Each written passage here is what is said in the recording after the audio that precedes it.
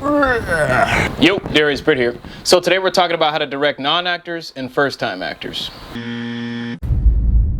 Casting is extremely critical. Usually non-actors have a very limited range, so if you're asking them to play anything beyond themselves, usually you hit a brick wall. So with non-actors, what you cast is what you get. Try and cast for the look and the personality type that you're going for the character. The closer the non-actor is to the character's personality and traits inherently, the less they're gonna have to act. For a cop, you could cast a cop. A dancer, you would cast a dancer. For someone who's supposed to be a comedian, it would definitely help to cast someone who is funny naturally in real life. The more they can relate to the character or the skill sets that the character has, the more of a believable performance you can probably pull out of them without so much work. Communication is definitely key. These actors are going to be very nervous and uncomfortable around the camera and the crew because they're not familiar with this world. Try and make them feel as comfortable as you possibly can, and the best way to do that is communicate with them. Walk them through scenes, explain everything to them as you go, explain the technical side of filmmaking, explain what marks are and how to hit them. If they're going to be in a close-up, let them know what their frame lines are, let them know how much they can move and how much they can. When you're doing camera rehearsals, be sure to let them know exactly what that is, and if you have time, let them know what the roles of the people on the set are, because the more familiar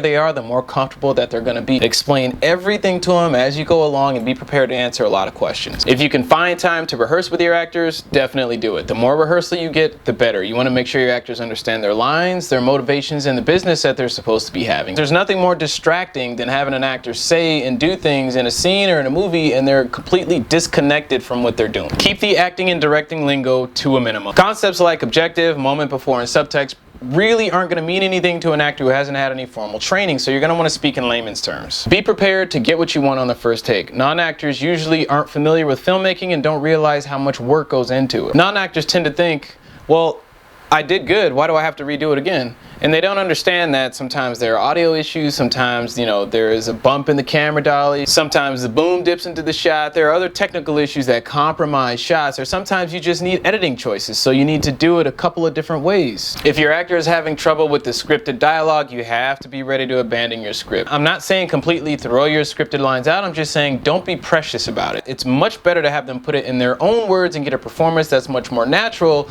than for you to keep pushing the scripted lines on them and possibly not get a performance out of them at all. And sometimes they may say things that are a lot better than what was written. Manipulate the environment. Instead of actually asking your non-actors to act, try as much as you can to set up situations where they're reacting to things as much as humanly possible. Working this way will save you a ton of time and energy. If you're using a prop telephone, make it a practical telephone. Get somebody on the other end and actually have someone talking to them. If you want them to be exhausted for a scene, actually have them do some jumping jacks or run around the block before you start shooting. If you want them to act like a box is really heavy that they're lifting, then actually put some real weights in it. Show them what you want. With experienced actors, they usually don't like this at all, but with non-actors, it's okay because they don't really have the tools to know what they're doing, so sometimes you just got to get down and dirty and show them. For example, if you want an actor to fall out of a chair and crawl to another table and get up and say a few lines in a certain way, rather than sit there and give him this motivational talk and all these things that he's probably not going to understand, it'd save you a lot of time to just do it yourself and show them exactly how you want it done. Working with non-actors requires a lot of patience, and as with anything else, the more practice you get at it, the better you get. But if you master that skill set, you drastically open up the amount of options that you have.